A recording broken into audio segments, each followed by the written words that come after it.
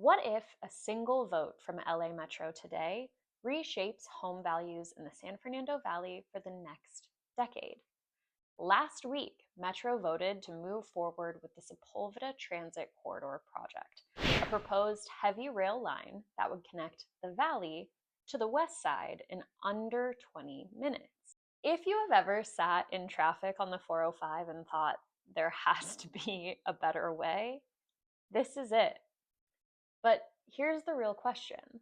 When major transit projects like this move forward in Los Angeles, what actually happens to home values nearby?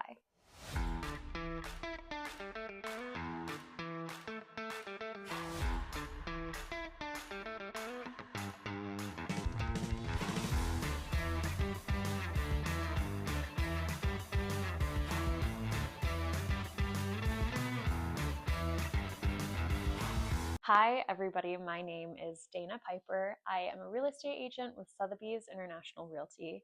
I help buyers and sellers make smart, long-term decisions in Los Angeles real estate across the city. If you are exploring your options and want to connect with an advisor, you can follow the link here and it'll connect you to me directly.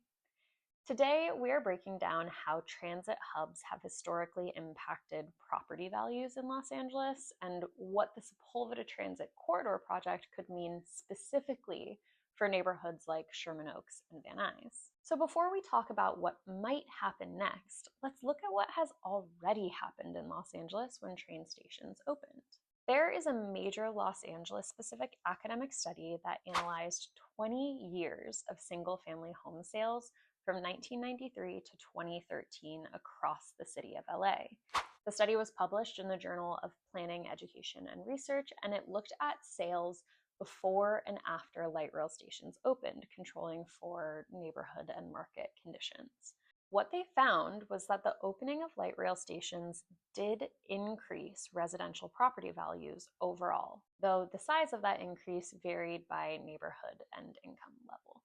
Additionally, an analysis published by the Los Angeles Times using Trulia data looked at homes sold in Los Angeles County between 2013 and 2018, homes that specifically mentioned proximity to rail transit in their listings sold for about 4.2% more than comparable homes that didn't.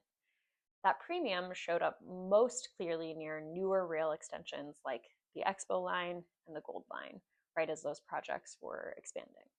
So when we talk about transit impacting home values in Los Angeles, buyers have already demonstrated that they are willing to pay more for reliable rail access. With that context, let's talk about what this could mean as Metro moves forward with the Sepulveda Transit Corridor project and why neighborhoods like Sherman Oaks and Van Nuys are worth paying attention to now. First, let me start by saying Metro is in the environmental review and design phase currently. They voted to move forward with modified alternative 5, which I'll explain in a second, but funding is only partially secured. Metro estimated it may need more than $20 billion beyond the current Measure M funds it secured. So the earliest projected opening window could be early 2033 to 2035. If this happens at all. That said, when a major vote like this happens, it is worth taking pause to consider the neighborhoods directly impacted by the project. The heavy rail route that Metro approved under Modified Alternative 5 would run underground from the valley down through the Sepulveda Pass to the west side, linking multiple key transit networks. It would be roughly 13 miles long, and Metro estimates it could cut travel times to under 20 minutes. If you are not familiar with this particular section of 405, it can take over an hour to get through during rush hour, so under 20 minutes is a pretty big deal. The specific station locations that Metro has said this project would create are the Van Nuys Metrolink Station, Metro G Line, Ventura Boulevard Station, UCLA Gateway Plaza Station, Wilshire Boulevard / Metro D Line Station, Santa Monica Boulevard Station, and a Metro E Line Station. So essentially, the line would create direct connectivity between the San Fernando Valley, Westwood, UCLA, and the broader Metro network, giving San Fernando Valley residents multiple high-frequency transit options where today there are few. So what might the impact be? In the short term, almost certainly we can expect local road closures and some disruption from construction, although Metro has emphasized that the project would be largely built underground with heavy rail tunnels hundreds of feet below surface streets. That deep tunnel approach is intended to minimize surface disruption, but the long-term impact is where real estate really feels the effect. Keeping in mind that nothing is guaranteed in real estate, transit projects like this can be boiled down into three main impact areas. The first is long-term value appreciation before and after opening. So with major projects like the Expo and Gold Line extensions in LA, the anticipation of new stations contributed to value growth years before trains began running. That means if Metro stays on track with environmental review and funding, buyers could start seeing higher pricing well before service begins. For Sherman Oaks and Van Nuys, this means house prices near station hubs, especially around the Van Nuys Metrolink G Line and Ventura Boulevard, might start to see stronger buyer interest earlier compared with areas further from the planned stations.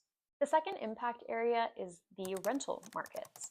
Because the stations also link to major job centers, UCLA, Westwood, Century City, properties near these stations could see higher rent demand relative to the wider market. Transit convenience isn't just for homeowners. Renters are willing to pay higher premiums for commute reliability as well. The third impact area is equity and affordability. In places like Van Nuys, the current median home price sits below many Westside neighborhoods.